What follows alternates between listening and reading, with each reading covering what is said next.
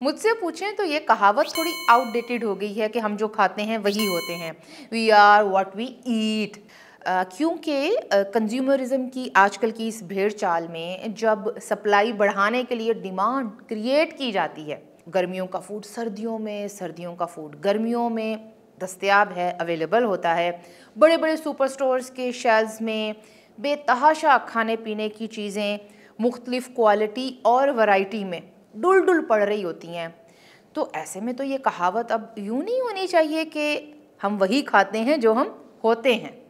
We eat what we are. इस काफ़ी पुरानी सेइंग में मेरी ये इम्प्रोवाइजेशन आपको काफ़ी वैलिड लगेगी अगर मेरी अर्ज़ पर सिर्फ इतना गौर फरमा लें कि इन सुपर स्टोर्स पर खुराक की फरावानी सिर्फ उसके लिए है जिसकी जेब में रोकड़ा है। और ये तो हम सब जानते हैं कि दुनिया के बड़े बड़े शहरों में ये जो पैसा वैसा है ये रिच मिडल और अपर मिडिल क्लास की जेब में है।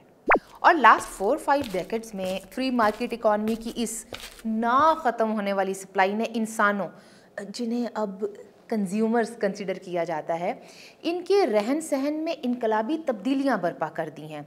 और ये पैटर्न हम पाकिस्तानियों के लाइफस्टाइल में भी दिखाई देता है।